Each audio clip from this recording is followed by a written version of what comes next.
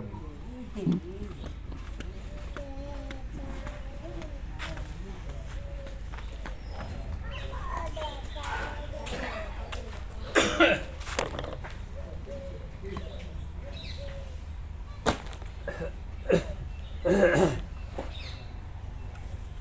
એક જ લક્ષણ મુખ્ય કહીએ, એક જ.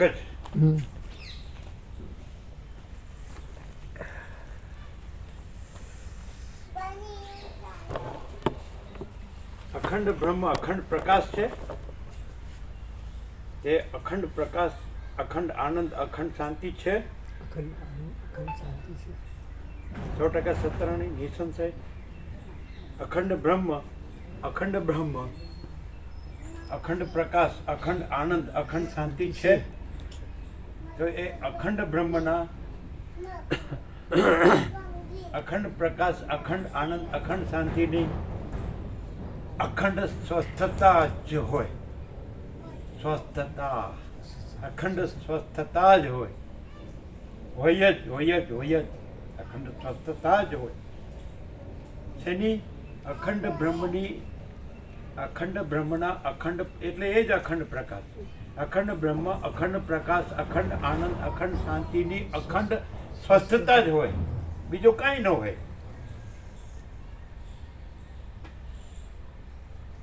સંપૂર્ણ માયા ભ્રાંતિ રહિત શુદ્ધ સ્વરૂપ જ હોય. દ્રશ્ય ભ્રાંતિથી જુઓ ને દ્રશ્ય દ્રષ્ટિ જુઓ તો પણ સંપૂર્ણ ભ્રાંતિ રહિત શુદ્ધ સ્વરૂપ, અખંડ સંપૂર્ણ ભ્રાંતિ રહિત શુદ્ધ સ્વરૂપ જ હોય. એ સ્વસ્થતા કહો કે સ્વરૂપ કહો, સ્વરૂપ સ્થિતિ તો અખંડ હોય, અખંડ સ્વરૂપ સ્થિતિ હોય. અને એ સંપૂર્ણ માયા ભ્રાંતિ રહિત, સંપૂર્ણ ભ્રાંતિ રહિત શુદ્ધ સ્વરૂપ અખંડ હોય. સમજાય? જો બ્રહ્મ અખંડ હોય તો બ્રહ્મ સ્થિતિ પણ અખંડ જ હોય. અને બ્રહ્મ સ્થિતિ અખંડ હોય તો બ્રહ્મ આનંદ, બ્રહ્માનંદ, બ્રહ્મ પ્રકાશ, બ્રહ્મ ચૈતન્ય, બ્રહ્મ શાંતિ એ પણ અખંડ જ છે જ, હોય નહીં છે. અને જો આભાસ કલ્પના અને આભાસ બ્રહ્મનો ચિદાભાસ હોય તો ત્યાંથી એનો આ બધું જ્ઞાનનો અભ્યાસ, સાધનો અને પ્રક્રિયા તો ભારે ગોથા. અને આ અમે પોતે જ પરબ્રહ્મ અખંડ સચ્ચિદાનંદ છીએ. અમે પોતે જ પરબ્રહ્મ અખંડ સચ્ચિદાનંદ છીએ. સમજે કે નહીં? જો અમે આ હોઈએ એટલે કાંઈ નથી એવો આભાસ કલ્પના કે આભાસ બ્રહ્મ, તો પછી પરબ્રહ્મ અખંડ સચ્ચિદાનંદ કાંઈ નથી. અને અમે પોતે જ પરબ્રહ્મ અખંડ સચ્ચિદાનંદ છીએ. તો જુદો બીજો પરબ્રહ્મ અખંડ સચ્ચિદાનંદ નથી. અને જુદો બીજો આ કાંઈ નથી એવી આભાસ કલ્પના કે કાંઈ નથી એવો આભાસ બ્રહ્મનો હું કાંઈ નથી. અને જો તમે એમ કહો કે અમને આ બધું દેખાય તો તમને આ બધું દેખાતું હશે,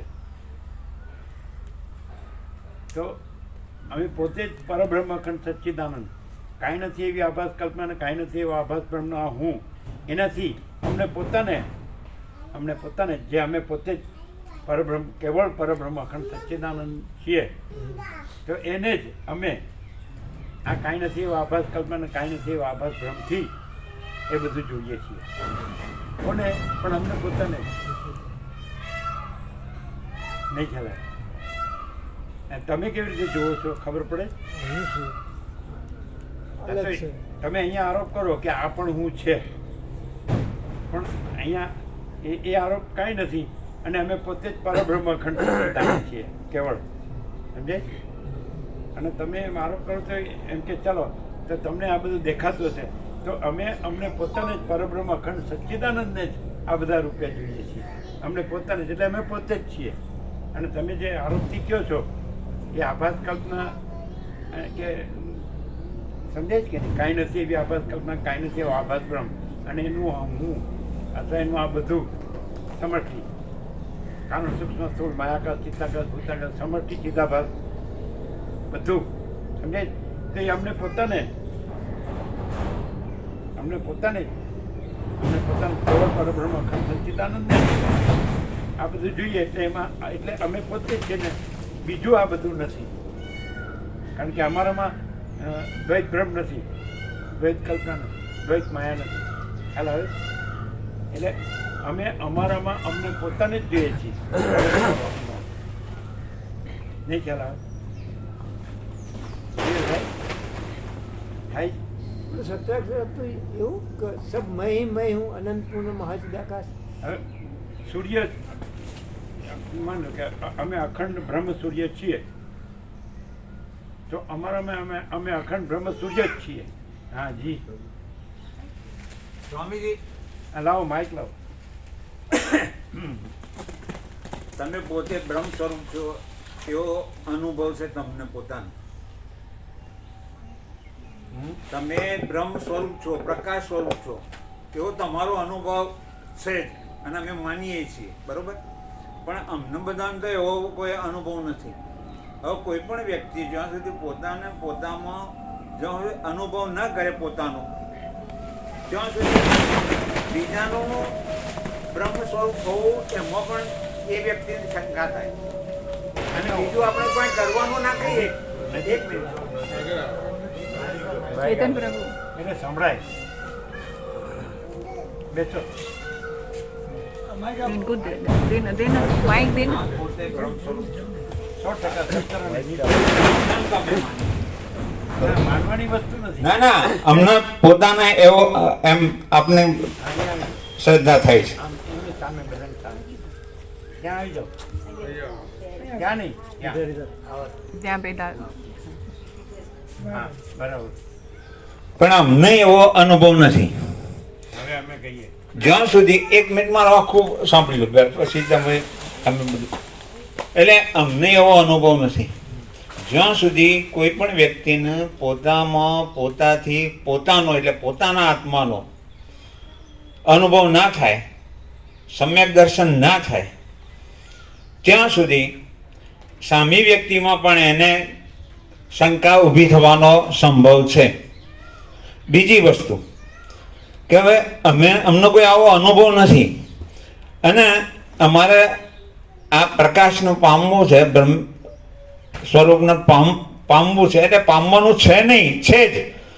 પણ હવે જો એના માટે કાંઈ પુરુષાર્થ કરવાનો ના હોય, આપકો છો કાંઈ કરવાનું છે જ નહીં, તો એવું ના બને કે માણસ કે અથવા આ જીવ એ મન એ નવરું પડે તો આપણે કહીએ નવરું મન નખો જ વાળે એટલે સ્વચ્છંદી બની જાય, એવું શક્ય નથી.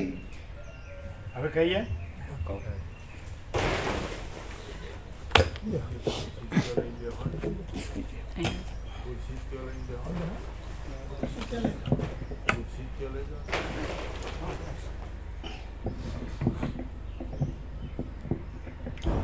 આ જે વ્યક્ત થયું એ પ્રતીતિ છે કે નહીં? સંવેદન આ સંવેદન છે ને, તો પ્રકાશ વગર કોઈ સંવેદન સંભવે? એટલે પ્રકાશ જ છે અને સંવેદન આભાસ છે. પ્રશ્ન સંવેદનનો છે, પ્રકાશનો કોઈ પ્રશ્ન નથી. સમજાણું ધનજી પ્રભુ? કોઈ પણ આ આખું સંવેદન લઈ લો, અનંત સંવેદન, તો અનંત પ્રકાશ સિવાય અનંત સંવેદન સંભવે નહીં. અને અનંત પ્રકાશમાં અનંત સંવેદન આભાસ માત્ર છે, કાંઈ છે જ નહીં. એટલે સંવેદનનો પ્રશ્ન કાંઈ છે જ નહીં. અને અખંડ પ્રકાશ, અનંત પ્રકાશ, અભેદ પ્રકાશ પોતે જ છે, એટલે એમાં કાંઈ કરવા પણ નથી. અને આખું અનંત સંવેદન છે, પ્રતીતિ છે, એ આભાસ માત્ર છે, એટલે એનુંય કાંઈ કરવા પણ નથી. નહીં સમજાય ને? ખ્યાલ આવ્યો? આ તમે જે વ્યક્ત કર્યું એક સંવેદન છે ને, આ એક દ્રશ્ય, ચાલો આખું દ્રશ્ય અને આખું આકાશ ને આકાશ દ્રશ્ય આખું તો એક સંવેદન છે. પણ એ આકાશ જેટલું જે ચિદાકાશ, અનંત સુધી ચિદાકાશ, ચૈતન્ય પ્રકાશ રૂપી આકાશ, એના વગર આ આભાસ સંવેદન, આખું આકાશ આભાસ સંવેદન સંભવે જ નહીં. અને આખું અનંત સુધી જે ચિદાકાશ, ચૈતન્ય પ્રકાશ રૂપી આકાશ છે, એમાં આખું આકાશ રૂપી આભાસ સંવેદન સંભવતું જ નથી, કારણ કે દ્વૈત થાય. એટલે સંવેદન આભાસ છે એ કાંઈ નથી, અને પ્રશ્ન સંવેદનનો છે. અને પોતે જે અનંત સુધી ચિદાકાશ છે, ચૈતન્ય પ્રકાશ રૂપી આકાશ છે, સ્વયં પ્રકાશ છે, સ્વસંવેદ્ય છે. એટલે એને માટે કાંઈ કરવાનું સંભવતું નથી. એ તો પોતે જ છે, અનંત ને પૂર્ણ, અખંડ. સમજાય છે? અને આખું આ સંવેદન છે જે પ્રશ્ન, તો એમાં કોઈ પ્રશ્ન નથી અને એમાં કોઈ આભાસ નથી. એટલે આભાસનો કોઈ પ્રશ્ન નથી. આ સંવેદન છે, આભાસ છે, અને આભાસનો કોઈ પ્રશ્ન નથી. સમજાય? કોને સમજાય છે? તમને સમજાય? ધનજી પ્રભુ સમજાણું ને? જ્ઞાન જ્ઞાન સંવેદન જ્ઞાન એટલે જ્ઞાન જ્ઞાન છે, ત્યાં આભાસ સંવેદન છે એ કાંઈ નથી ને કેવળ જ્ઞાન છે. અને આભાસ સંવેદનનો પ્રશ્ન કાંઈ નથી અને કેવળ જ્ઞાનમાં કોઈ પ્રશ્ન નથી. માટે કાંઈ કરવા પણ નથી. અમે કાંઈ કર્યું નથી. જો અમે કેવળ જ્ઞાન ન હોઈએ તો અમારે કાંઈ કરવા પણ હોય. પણ આ અમે જો આ આભાસ કલ્પનાનો હું હોય, આભાસ ભ્રમનો હું હોય તો કાંઈ કરવા પણ હોય. પણ આભાસ કલ્પના જ કાંઈ નથી ને આભાસ ભ્રમ જ કાંઈ નથી, એટલે એનું હું પણ કાંઈ નથી. પણ આવું જે સંવેદન છે, પ્રતીતિ છે, આભાસ કલ્પના કે આભાસ ભ્રમ, તો એ જે પ્રકાશથી છે એ પ્રકાશ અમે છીએ. અને આભાસ કલ્પના કે આભાસ ભ્રમ અમે નથી. જે પ્રકાશથી આ આભાસ કલ્પના કે આભાસ ભ્રમ, આ સંવેદન કે પ્રતીતિ છે, તો એ પ્રકાશ અમે છીએ. અને એ પ્રકાશમાં pure consciousness, infinite pure consciousness, અનંત શુદ્ધ ચૈતન્ય, સ્વયં પ્રકાશ, સંપૂર્ણ પ્રકાશ, સ્વસંવેદ્ય, અનંત અખંડ અભેદ.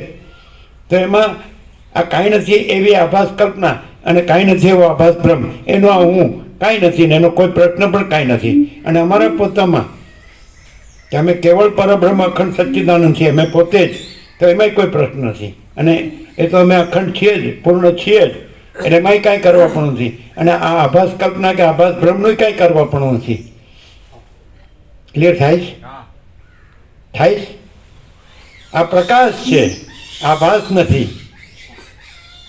એ આભાસ કલ્પના, આભાસ ભ્રમ, એનો અર્થ જ એ શબ્દો જ કહી દે છે. અને બીજું કે એ પ્રતીતિ સંવેદન છે એ કાંઈ નથી.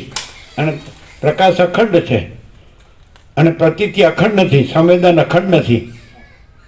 આભાસ કલ્પનાનું કાંઈ પણ, આભાસ ભ્રમનું કાંઈ પણ નિત્ય નથી, અનિત્ય છે.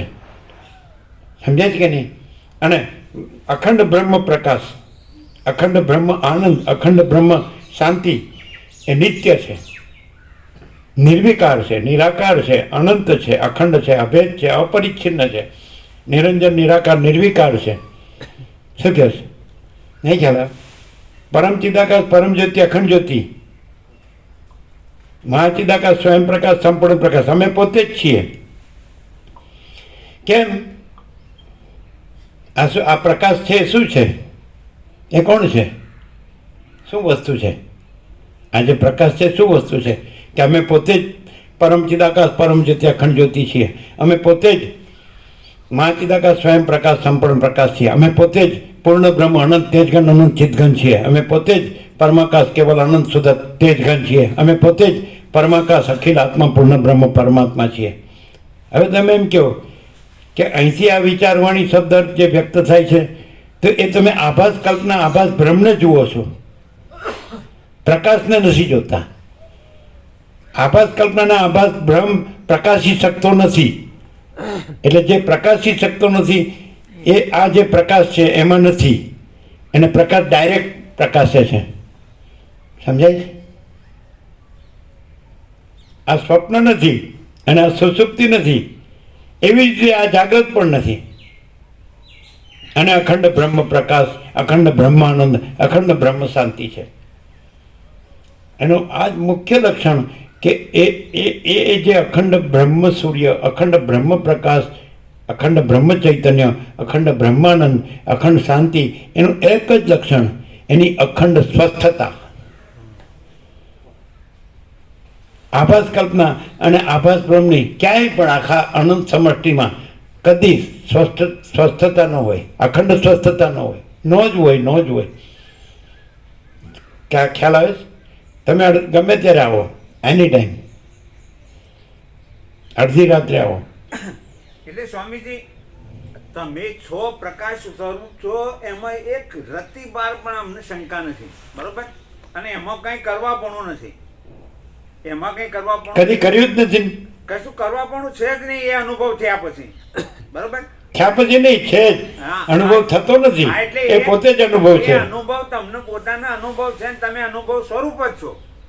પણ હું એમ માનું છું કે આ બધા અહીં જે બેઠા છે એ બધાના અનુભવ એવો થયો નથી ત્યાં એટલે સુધી તો હવે આ બધા એવો અનુભવ છે કે નહીં, હા અને અનુભવ નથી એવો અનુભવ છે કે નહીં, હા, એ છે. એ અનુભવ જ અખંડ બ્રહ્મ છે. અને એમાં અનુભવ છે કે અનુભવ નથી એવી જે પ્રતીતિ કે સંવેદન, એ આભાસ કલ્પના, આભાસ ભ્રમ, એ કાંઈ નથી. હા, એ તો બરોબર. ખ્યાલ આવે કે નહીં? આ બધા એવો અનુભવ છે કે નહીં? હા, એ તો જ્ઞાન એ જ્ઞાન જ છે ને કે આમ પણ એ અનુભવ આ છે. એમાં આ બધા છે એ આભાસ કલ્પના અને આભાસ ભ્રમ માત્ર છે ને કાંઈ નથી. આ બધા કીધું ને છે એ કાંઈ નથી. અને એ અખંડ અનુભવ, એ અખંડ બ્રહ્મ, એ અખંડ પ્રકાશ, એ અખંડ આનંદ, એ અખંડ શાંતિ છે.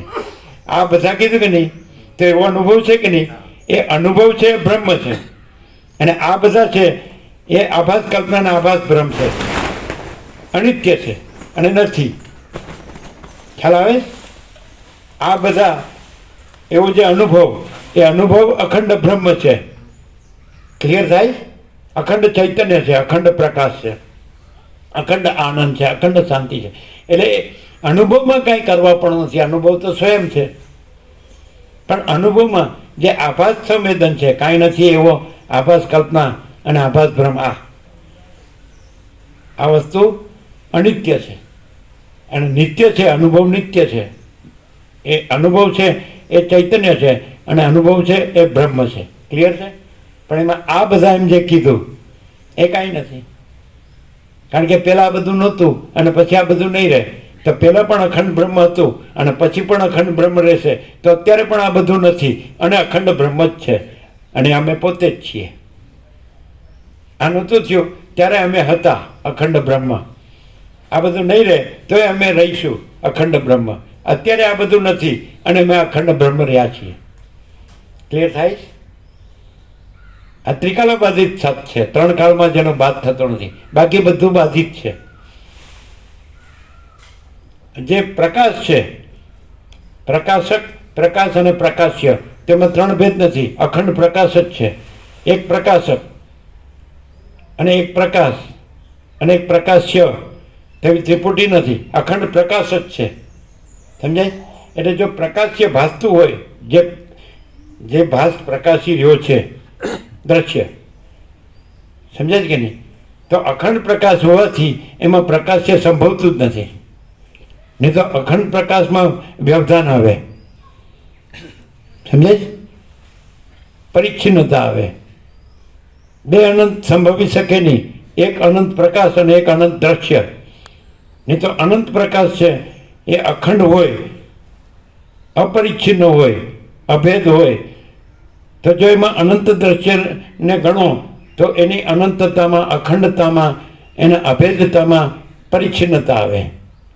એની અનંત, 2 અનંત ન હોય. એક અનંત પ્રકાશ ને એક અનંત દ્રશ્ય. અનંત દ્રશ્ય એટલે દેખાવ, એટલે આભાસ, એપિયરન્સ. તો રિયાલિટી, અખંડ રિયાલિટીમાં 2 ન હોય, અખંડ એપિયરન્સ. અનંત રિયાલિટીમાં અનંત એપિયરન્સ ન હોય. અનંત રિયાલિટી જ છે અને અનંત એપિયરન્સ નથી. એપિયરન્સ એટલે આભાસ માત્ર, દેખાવ. આ દેખાવ છે. પણ દેખાવ જે પ્રકાશથી છે એ પ્રકાશ અમે પોતે જ છીએ. અને અમે પોતે અખંડ પ્રકાશ હોવાથી એમાં આ આખો દેખાવ કાંઈ નથી.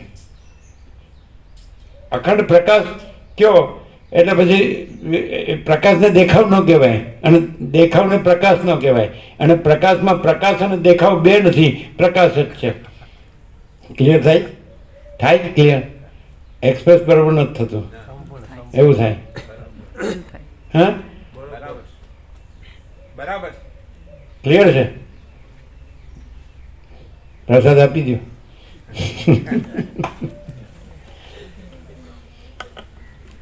મામા પ્રભુની 8:15.